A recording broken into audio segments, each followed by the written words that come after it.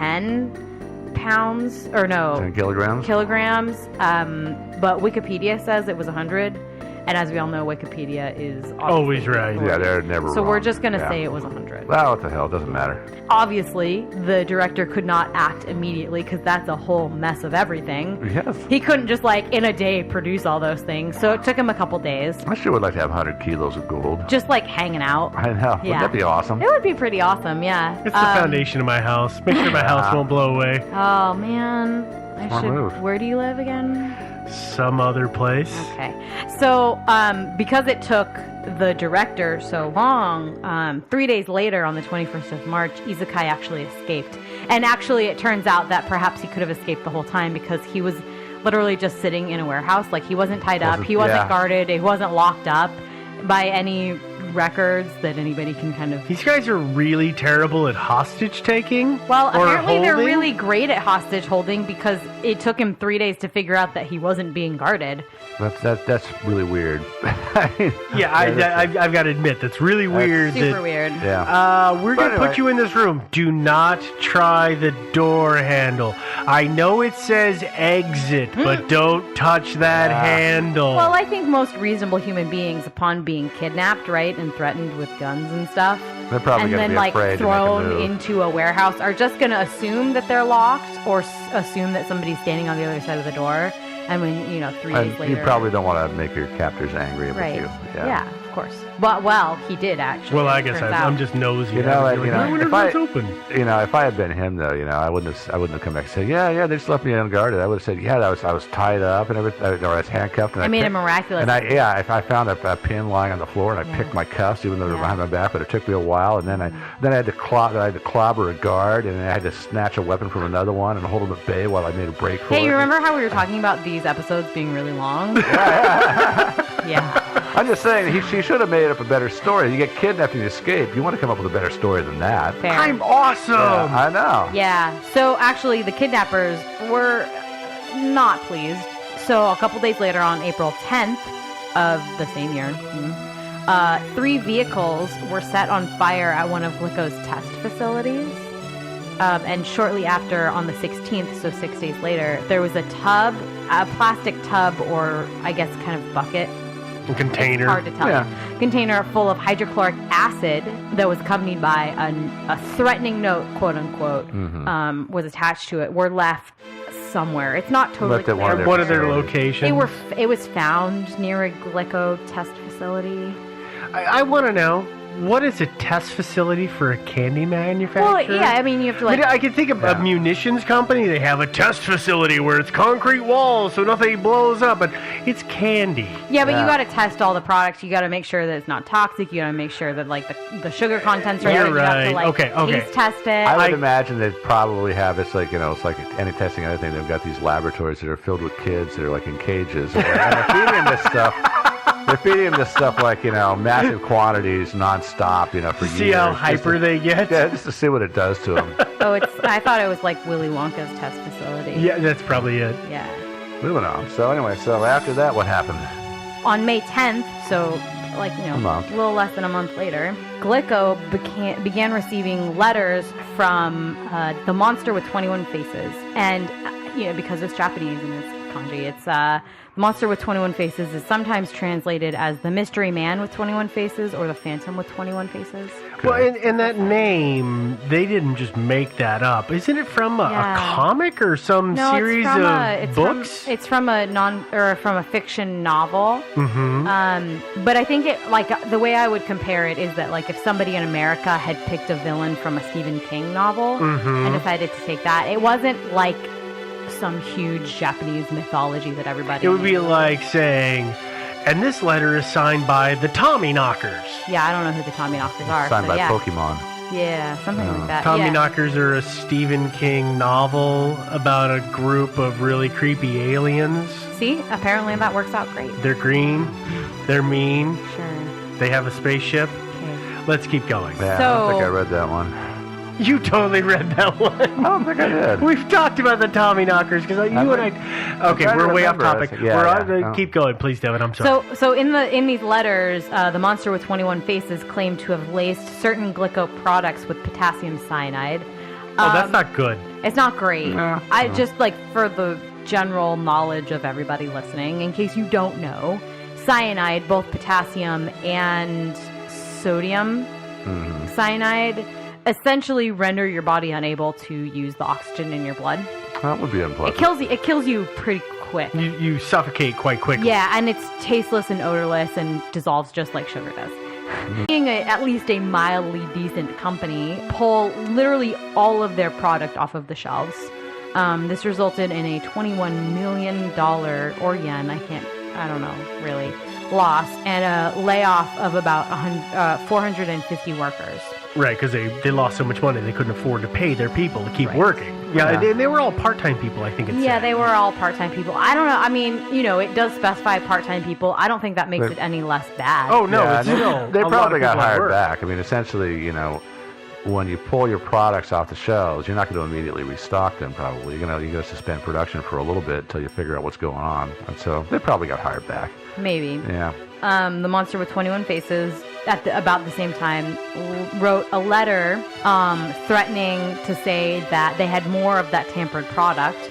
They had purchased a bunch, or however, procured a bunch of the tampered with products, and that they were going to place it back on the shelves once Glico restocked the shelves. They also sent a letter to the media. The letters to the media were handwritten and in a very distinct Osaka dialect, which was different than all of the letters that Glico had been receiving. They were all typewritten on a typewriter.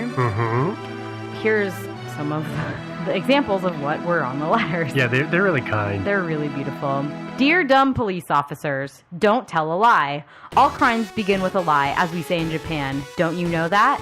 Other letters were written to police stations that kind of relayed similar messages. This one that is often quoted says, "Why don't you keep it to yourself? You seem to be at a loss. So why not let us help you? We'll give you a clue. We entered the factory by the front gate. The typewriter we used was a pan writer. The plastic container we used was a piece of street garbage. Monster with 21 faces." Okay. Basically taunting. Oh, yeah. Here's how we did part of it. Don't worry about finding that out. Now try and find us. Ha ha! Yeah. So and it might have been more than taunting. You might have, it could be somebody who actually is having a little fun with them because they're so close to. They're actually working for the company, whatever. They're basically telling them the truth, not just taunting them, but actually giving them big old clues. Yeah, as it turns out, the Monster eventually got bored with their extortion of Glico because they weren't getting anything. Or they got something. Or maybe they got That was kind of something. where I was going to go, but keep going. Yeah, but so on June 26th of the same year, so like within the span of just a couple months, they released a media statement that said, "We forgive Glico!" exclamation point, and turned their attentions elsewhere. And as a side note, the deeper we, at this point, really, I mean, we've read a couple of the letters, kind of getting the sense of the Monster with 21 Faces. The deeper we get into this story, the less believable it becomes. I was kind of like discussing the story with some people, and they were like, "Wow, the Monster with 21 Faces sounds like it's a 5-year-old."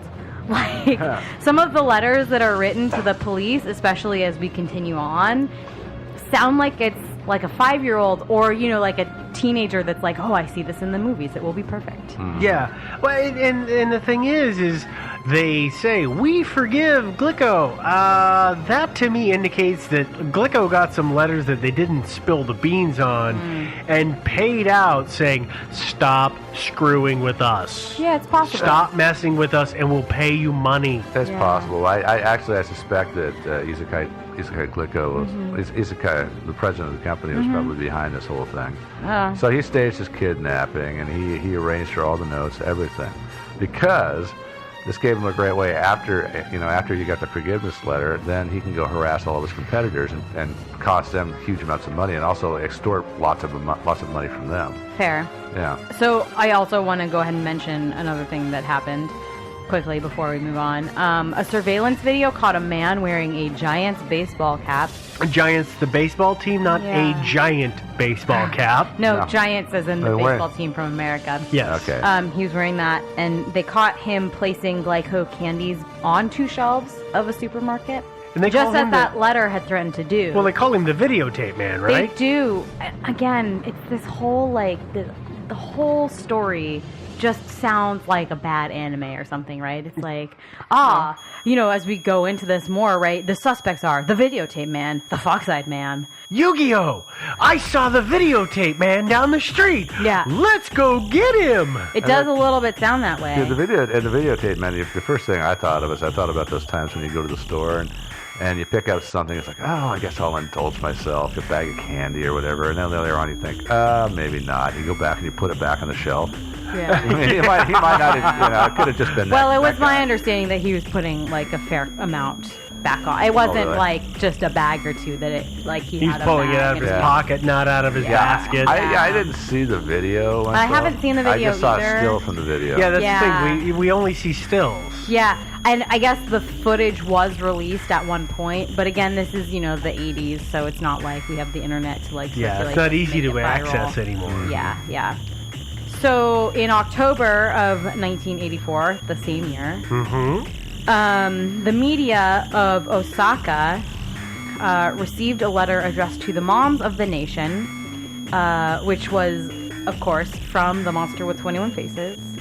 This time, it claimed to have placed 20 packages of, oh my gosh, I've forgotten how to say it. Morinaga? Yeah, Morinaga. Morinaga chocolates with sodium cyanide instead of, Potassium cyanide. They do the same thing. Okay. They're just as bad. They're both awful. Yeah. After receiving this letter, the police searched stores in cities of Tokyo. Of Tokyo? All over From Japan, Tokyo actually. From to kind Tokyo of to all over the place. yeah, Okay. in that kind of in the Osaka area. That western Japan area, basically. Yeah. Well, and Japan is like 5 or 6 different islands, but Right. yeah. On that, yeah. Anyway. and they found over a dozen of lethal packages of cocoa balls and angel pies before anyone was poisoned. And these packages had actually been like relabeled, like stickers had been put on them to say like danger contains toxins or something similar. Which that. is really, you're not trying to hide what you're doing at that point. No, not But at if all. we think about things that people have done, remember, was it the aspirin scare? That was Tylenol. That's Tylenol scare, they were saying they had injected it into the mix, and so you couldn't tell which ones. But this is very open and in your face, whereas the Tylenol scare was very insidious because you did not know. Yeah. Yeah, And that was- actually, the Tylenol thing was just somebody trying to murder his wife. But he went back and put some on the shelves in the store just to Right, cover himself. I know, Yeah, but I'm just saying it's like you but can't yeah, tell. you can't tell. I know. It's like, and I think if this had continued, they might have eventually started putting them on the shelves without putting labels on them. Well, and that was my impression of like the Pocky, for instance, was that it had been part of the mix. They didn't, say, oh, we tampered with 20 of these boxes. It was just kind of like a bunch of your stuff is bad. So they actually continued to search for them, and more tampered confections were found in February of 1985, the year later, which meant that they found 21 of these products. So in about a 4 or 5 month period. Over, Okay. yeah. Which, again, 21 monster with 21 face. Whatever, it's fine. No, I see the correlation there. Yeah. Wink, So, wink. That's very sneaky. Somehow, and it's really not important how, because why would it be important how? A deal was made with the monster with 21 faces with a certain other confectionery producer. In basically, the monster with 21 faces would stop harassing them for 500 million yen. And the 500 arrangement. million or 50 million? Oh, I'm sorry, 50 million. Okay. Adding zeros all over the place. Oh. It's fine. That's why the Rounding show is error. doing so well. It's math. I keep adding zeros to our numbers. It's fine. So the arrangement was made that an employee of this company would toss the ransom money, like in a briefcase or whatever, huge bag, that would contain 50 million yen. I actually don't know how much that would weigh or how big it would be. Yeah, you'd have to put it in like 50,000 yen notes. Yeah, Well, the yen notes kind of come in big denominations. Yeah, I Yeah. think so, yeah. Yeah, so I guess it was like a suitcase or something. So he would throw it onto a local train heading towards Kyoto when a white flag was displayed from a certain location. It's again, it sounds kind of like a teenager being like, "Oh, I see this in the movies." Yeah. Yeah. So a police investigator that was disguised as an employee of this company was following the drop instructions instead of actually sending an actual employee. Well, makes sense. Yeah. Again, it does sound just like it's a movie, but fine, whatever. And he was following the instructions, and he spotted a suspicious man who he said was observing him when he was riding the train to the drop spot. The man was described as a large, well-built man wearing sunglasses with his hair cut short and permed, and, quote, eyes like those of a fox, Ooh. unquote. Fox-eyed man. How was he able to see his eyes if the guy was wearing sunglasses? Listen, it's the how is not important. Oh, okay. With so much of this story, the how is just not important. How was he able to tell this guy was observing him if he had sunglasses Right, on? exactly. I mean, it comes back to a little bit like earlier, right, where we say, well, a deal was struck, but like nobody had an address for the monster with 21 faces. No. It's not like they could be like corresponding via letters. And at this point, you couldn't do encrypted email, so it wasn't like an anonymous email address or like an anonymous phone number, I assume. Anyways, as I said, the how is not important. Okay. So this is the fox-eyed man. He is. It's the videotaped man and the fox-eyed man are the two people who are kind of referred to as suspects. Yeah, these are our two main characters we know of. Mm-hmm. Okay. Now, the fox-eyed man on the train, too. Now, isn't it true that he was sitting there staring at this cop the whole way, which is, by the way, not good tradecraft. And then they get to Kyoto, I think. Then they both get off at the station, and then the policeman eventually gets on the train going back to Osaka or wherever they were from. And this guy gets on the train with him. Mm-hmm. I mean, why at that point didn't the policeman arrest him? Well, he was still undercover, I guess. But there was another investigator. He had somehow communicated with the rest of his team, and he said, hey, there's this dude who's the fox-eyed man, and he's following me. So other investigators were assigned to follow the fox-eyed man, and he evaded them, because of course he did.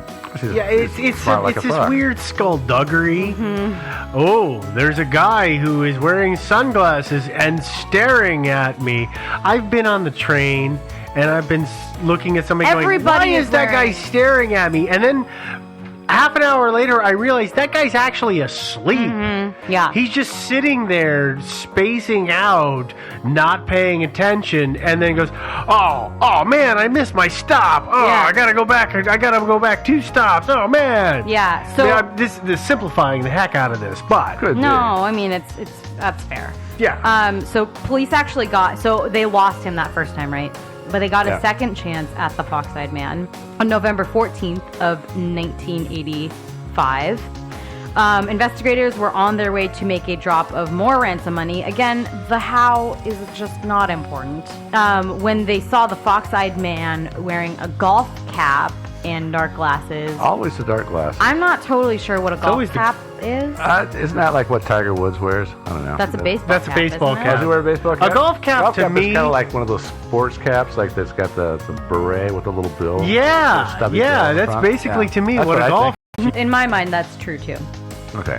So there was a cash delivery van that the investigators were tailing that continued to head towards the drop point, where they were meant to drop the money inside a can under a piece of cloth. So again, like the spatial reasoning of this is not super clear in my mind, but fine, whatever. When the delivery van reached the drop point, there was a white cloth sitting on the ground, but no can. As a result, the investigative team was, of course, ordered to withdraw.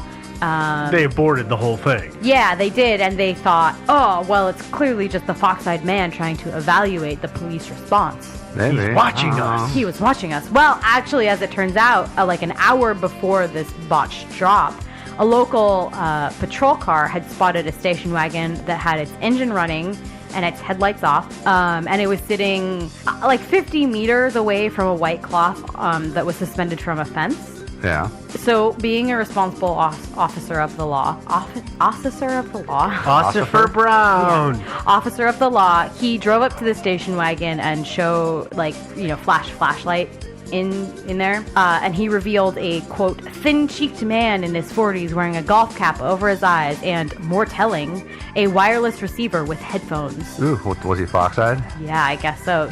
Surprised by the policeman, The driver sped off with the police car following in pursuit until the station wagon lost him. I have never seen a high-speed chase With a station with a station wagon. Yeah, I know, right? Only in Japan.